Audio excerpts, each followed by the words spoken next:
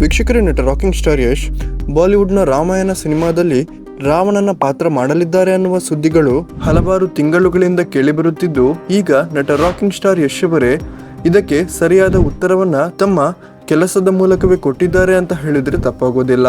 ಹೌದು ವೀಕ್ಷಕರೇ, ಯಾವಾಗ ಬಾಲಿವುಡ್ನ ರಣಬೀರ್ ಕಪೂರ್ ಅವರ ರಾಮಾಯಣ ಸಿನಿಮಾ ಸೆಟ್ಟೇರಿತು, ಆವತ್ತಿನಿಂದ ನಟ ರಾಕಿಂಗ್ ಸ್ಟಾರ್ ಯಶ್ ಅವರು ಈ ಒಂದು ಸಿನಿಮಾದಲ್ಲಿ ರಾವಣ ಪಾತ್ರವನ್ನ ಮಾಡಲಿದ್ದಾರೆ ಅನ್ನುವ ಗಾಸಿಪ್ ಸುದ್ದಿಗಳು ಕೇಳಿಬರುತ್ತಿದ್ದವು.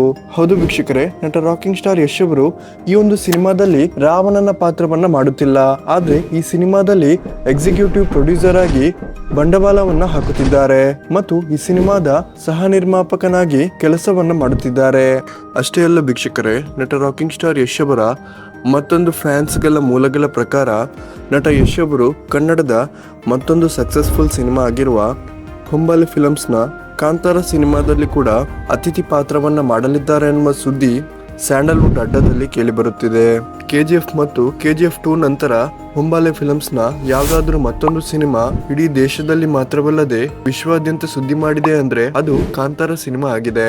ಈ ಒಂದು ಸಿನಿಮಾದಲ್ಲಿ ಕೂಡ ನಟ ರಾಕಿಂಗ್ ಸ್ಟಾರ್ ಯಶ್ ಅವರು ಗೆಸ್ಟ್ ರೋಲ್ ನಲ್ಲಿ ಅಪಿಯರ್ ಆಗಲಿದ್ದಾರೆ ಅಂತ ಸಾಕಷ್ಟು ಚರ್ಚೆಗಳು ಕೇಳಿಬರುತ್ತಿದೆ.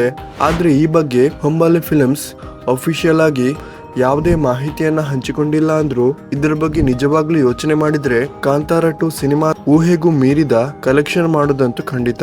ವೀಕ್ಷಕರೇ, ಈಗಾಗಲೇ ಟಾಕ್ಸಿಕ್ ಸಿನಿಮಾದಲ್ಲಿ ನಟ ಯಶ್ ಅವರು ಬ್ಯುಸಿಯಾಗಿದ್ದು ಈ ಒಂದು ಸಿನಿಮಾವನ್ನ 2025ರಲ್ಲಿ ರಿಲೀಸ್ ಮಾಡಲು ಚಿತ್ರತಂಡ ರೆಡಿಯಾಗಿದೆ.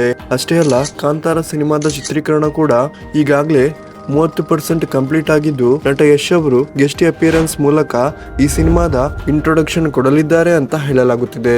ವೀಕ್ಷಕರೇ, ನಿಮ್ಗೆ ಇದರ ಬಗ್ಗೆ ಏನ್ ಅನಿಸುತ್ತೆ ಅನ್ನೋದನ್ನ ದಯವಿಟ್ಟು ಕಮೆಂಟ್ ಮಾಡಿ ತಿಳಿಸಿ.